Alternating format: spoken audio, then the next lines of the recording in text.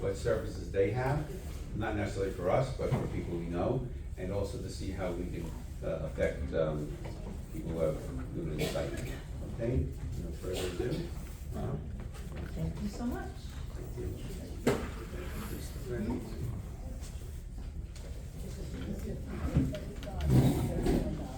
Okie dokie. First of all, can you all hear me? Yes. I know. Yeah, I don't even need the microphone. Okay. So I just want to thank the AARP of Floral Park for inviting me here. Very appreciative to be here with all of you. And to Donna Caltabiano, my friend, for bridging this relationship, which is great, and Tom and all of you. And you know, we have a relationship here, Visions, with this town. A lot of your local businesses support us. Jay Fallon's Tap Room hosts our annual fundraiser that we have, our Queens Advisory Board Cocktail for a Cause event. And I have a lot of friends here, and people I even do other things for that I met here today. So it's really nice to be here today. So let's talk about Visions. Visions is a non-for-profit that was started 100 years ago by 6 women, 1926. 6 women realized that there weren't a lot of services for people who are blind or visually impaired. And instead of just saying, somebody should do something about that. You know, we always say that, don't we? We see something's wrong and we figure somebody else will fix it. Well, they decided they were going to fix it. So they got to work with their husband's help. Their husbands helped them raise money, and the organization was started. So we're celebrating our centennial, which is really great. And actually the Floral Park Lions Club had their centennial last year, which I was at their event. So a lot to celebrate. So Vision Services for the Blind and Visually Impaired provide services to anyone that comes to us that needs help because of vision loss. So vision loss is on a spectrum. Only 7% of people are completely dark. So not everybody is the same, and not everybody needs the same services or help. Vision loss also is not just people who are older, right? 50 and up. It could be children, it could be babies, it could be people that are at the age to work. So there's a lot of different services that Vision provides. So let's ask the question, let's do a little survey first. How many people here by a raise of hand are either experience vision loss or know somebody who does by raising their hand? All right, so it's a lot of people. And you might say, I don't need these services, I'm good. I don't know anybody who needs these services, I'm good. But you don't know in your life that you're not gonna run into someone who says, oh, my uncle's losing his sight, or my cousin or my family member had a baby and they have some vision issues. And then you'll say, oh, I was at this presentation, some lady talking about visions. Maybe they can help you. And that's a big deal. Because when somebody begins to have vision loss or experiences with vision loss, the first thing that happens is, obviously they become upset, depressed, and they isolate. And that's not good. So I'm gonna tell you a little story. So there's a young girl, her name is Alana, and she lived in Babylon with her family. And when she was a baby, she had a very, very serious illness, which caused her to have vision loss. Very little vision in one eye and some in another eye. So her parents obviously had to deal with this obstacle. And as she got older, she was in the school system, and they just didn't have enough accessibility. It wasn't adaptive enough for her to really succeed in school and feel comfortable. So she wasn't happy, so she started to isolate, and her mother was very frustrated, and so was her father. And they tried to find different services from different organizations, and nothing seemed to fit. Nothing was helping her. And suddenly someone in her circle of people she knew mentioned visions.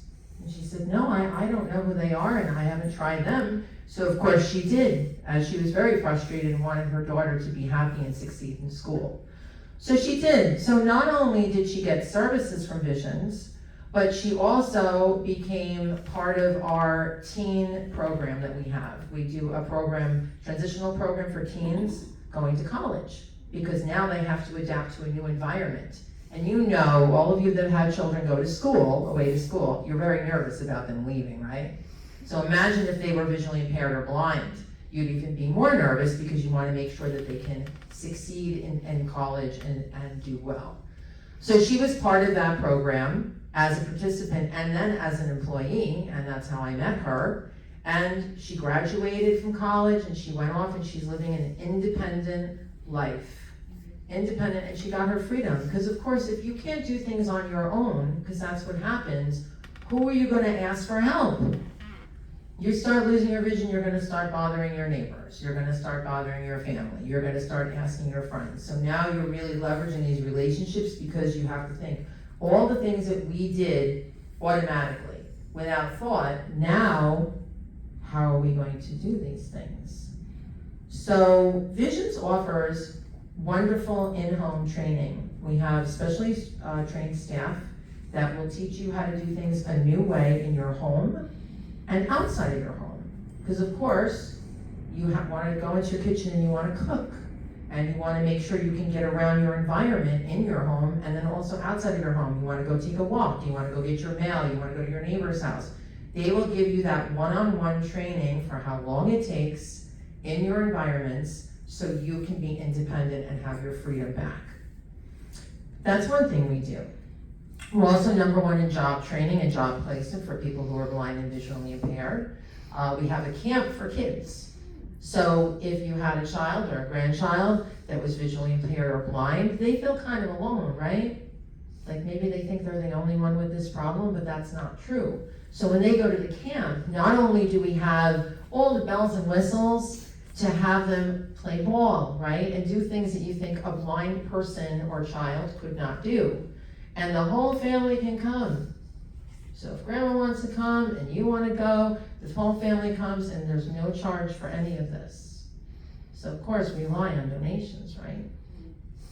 So I work in the development department and we're very grateful to the state, local government, we have an endowment, we have corporations that support us and foundations, and of course, people like you, the smaller donor. Very important, and also you're like ambassadors because you tell people about vision so people can get the help that they need.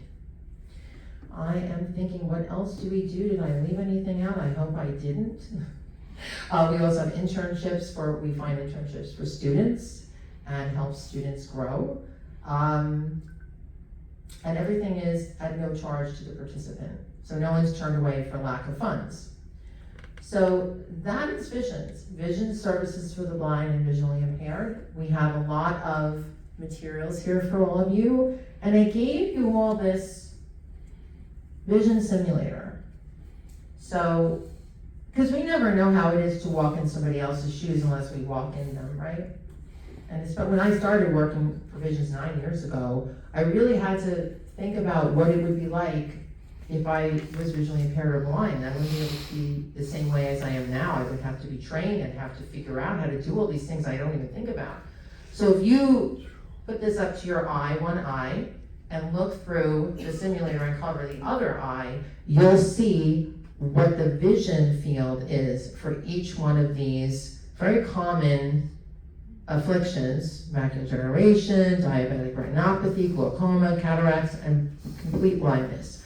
So you'll see what it looks like for that person who is visually impaired, what their range of vision is. So I think that's very helpful to everybody. We do have a website. We'll have a lot of flyers here, and I have goodies that you guys can take with you. Please do. And please let people know about us and if we can be of any help. I appreciated the time that I had here today. If you have any questions, feel free to ask.